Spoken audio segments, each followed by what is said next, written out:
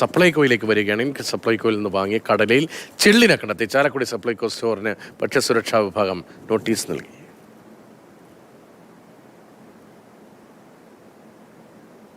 കഴിഞ്ഞപ്പോ ഇതില് ഒരു കടല പോലും കുത്തു വരാത്തില്ല. എല്ലാ കടലയും കുത്തു വന്നും ചെള്ളും നിറച്ച് പൊടിയായിട്ടുള്ള ഒരു സാധനമാണ് നമുക്ക് തന്നെ.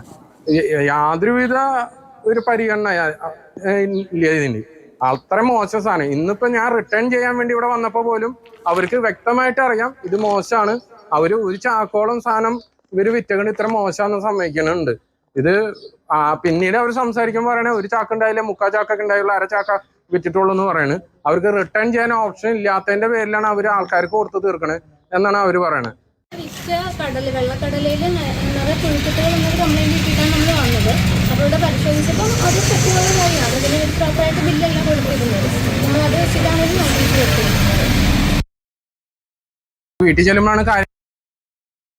ലിഷോയ്ക്കാണ് വിവരങ്ങളുമായി ചേർന്നത്. ലിഷോയ്, സപ്ലൈകോയിൽ വിതരണം ചെയ്യുന്ന ഭക്ഷണത്തിൽ ചെള്ളെന്നൊക്കെ പറയുമ്പോൾ സപ്ലൈകോ വളരെ സർക്കാരിൻ്റെ ഒരു സംവിധാനമാണ്. വലിയ ക്വാളിറ്റി ചെക്കൊക്കെ ഉണ്ടാകുമെന്ന് നമ്മൾ സ്വാഭാവികമായും പ്രതീക്ഷിക്കുന്ന ഒന്നുമാണ്.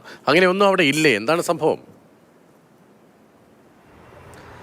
ചാലക്കുടി മാർക്കറ്റിനകത്തുള്ള സപ്ലൈകോ സ്റ്റോറിൽ നിന്ന് ഇന്നലെയാണ് മേലൂർ സ്വദേശിയായ റോയ് പോൾ എന്ന് പറയുന്ന ആൾ അവിടെ നിന്ന് കടല വാങ്ങിയത്. ആ കടല വാങ്ങിയപ്പോൾ ചാക്കിലുണ്ടായിരുന്ന ഏറ്റവും അവസാനത്തെ കടലയാണ്, അല്ലെങ്കിൽ ഏറ്റവും അടിയിലുണ്ടായിരുന്ന കടല മാറ്റിവെച്ചിരുന്നതാണ് വാങ്ങിയതെന്നാണ് പറഞ്ഞത്.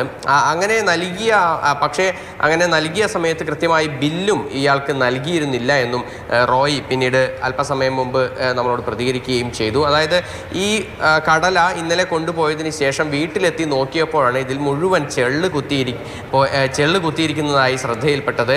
എല്ലാ കടലമണിയിലും ചെള്ള് കുത്തിയിരുന്നതായാണ് റോയ് പറയുന്നത്. അതിനുശേഷം ഈ ഫുഡ് സേഫ്റ്റി ഉദ്യോഗസ്ഥരെ ഇത് സംബന്ധിച്ച് വിവരം അറിയിച്ചു.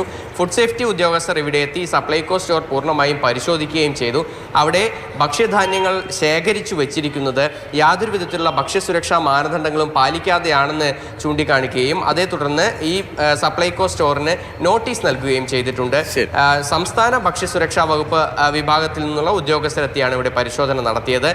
ഇനിയിപ്പോൾ ഈ ചാലക്കുടി നഗരസഭയിൽ നിന്നുള്ള ഭക്ഷ്യസുരക്ഷാ ഉദ്യോഗസ്ഥരും അവിടെ പരിശോധന നടത്തുമെന്നാണ് നിലവിൽ അറിയിച്ചിരിക്കുന്നത്. എന്തായാലും നമ്മളെല്ലാം നേരത്തെ സൂചിപ്പിച്ച പോലെ തന്നെ സപ്ലൈകോ സർക്കാരിൻ്റെ ഒരു സ്ഥാപനമാണ്. അവിടെ നിന്നും വളരെ ഗുണനിലവാരമുള്ള ഉൽപ്പന്നങ്ങൾ ലഭിക്കുമെന്ന് കരുതിയാണ് അവിടെ നിന്നും സാധനങ്ങളെല്ലാം വാങ്ങുന്നത്. അവിടെ നിന്നാണ് ഇത്തരത്തിൽ മാനദണ്ഡങ്ങൾ പാലിക്കാതെ കൃത്യമായി ബില്ലില്ലാതെ ഇത്തരത്തിലുള്ള ഉൽപ്പന്നങ്ങൾ നൽകുന്നത്. എന്തായാലും തുടർ നടപടികൾ ഉണ്ടാകുമെന്നാണ് ഭക്ഷ്യസുരക്ഷാ വകുപ്പ് അറിയിച്ചിരിക്കുന്നത്.